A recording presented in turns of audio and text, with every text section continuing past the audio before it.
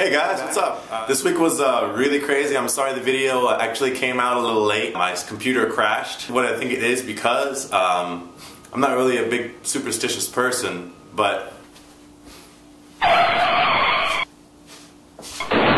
think it's all because I cut my hair. Ever since then, everything's been just going crazy. But I think my hair had a lot of luck in it, or something. I'm not really 100% sure. So, anyways, we're gonna get started with the show. It's called The Hope for Survivors.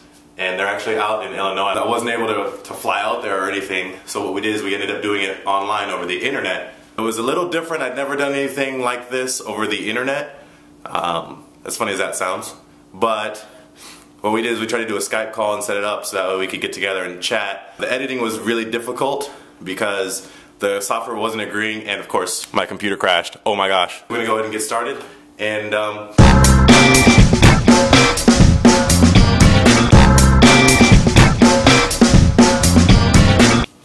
hey guys, I'm here just fiddling around with the computer, and I'm checking out the Hope of Survivors website, and just looking over some videos, and I'm waiting on the call from the co-founder, Samantha Nelson, and yeah. So I just wanted you guys know what I'm doing while I'm got some stuff I'm going through and everything. All right. Adventist educator, and I know that this ministry helped one of them. And so I want to say thank you to Hope of Survivors for being there for my friends and giving them just the right information at the right time to help with their healing. I really, really appreciate Hope of Survivors because for years I've been in ministry, and the nature of my ministry, music and seminars, really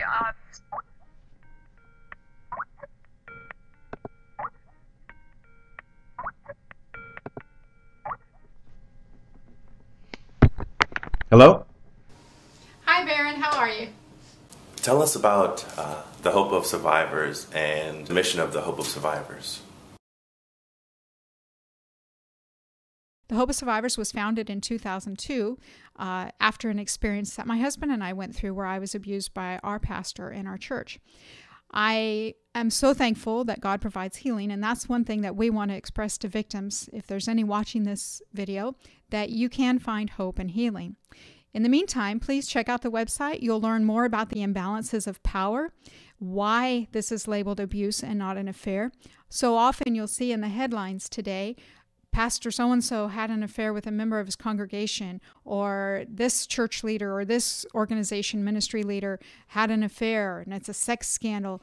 But that is really taken out of context, because when you look at the imbalance of spiritual authority over a member of the congregation, that can never be an affair. It is considered abuse. And so educating the public at large, as well as congregations, is part of the mission of the Hope of Survivors. Even though our primary goal is providing hope, help, and healing to victims, we also have this educational aspect that is very prominent in our organization and very necessary. In fact, we're one of the only nonprofit organizations that would really like to not have to exist, because we wish this problem would go away. We wish that we could prevent it. We wish that we could educate everyone enough so that clergy sexual abuse would never happen to anyone again. However, we know that's not the case, that the need for the Hope of Survivors is going to continue to grow, unfortunately. And what are you looking for, and what are your goals? Are you looking for sponsors? Is it just more along the lines of awareness? What are you guys looking for?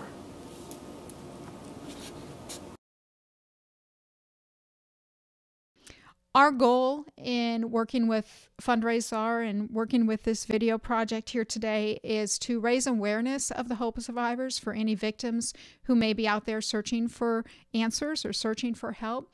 It's also to raise awareness among the general population so they can be better educated and better understand the issue, so that they can do what's necessary to stop this type of abuse in their own communities.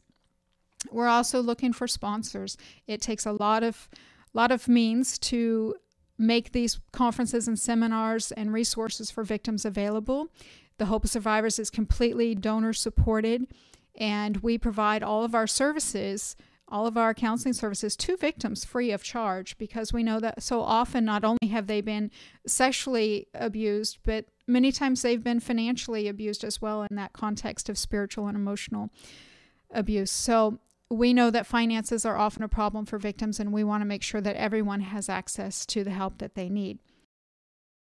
What all do you guys do in your conference when you guys are counseling and working with people?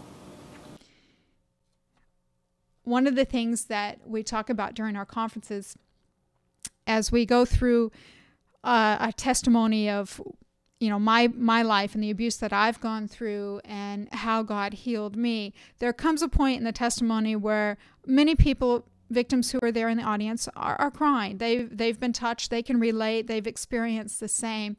And so to lighten the mood a little bit and to show what God can do as He heals you, I talk about having prayed for discernment. How I used to feel like there was just a big sign on my back that says abuse me.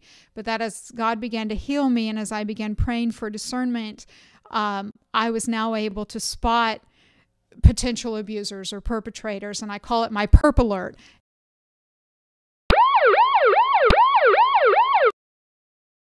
Or my perpometer, and so now I am able to recognize those individuals and avoid them or take necessary precautions. So that usually brings a laugh and a knowing nod or smile from members in the audience.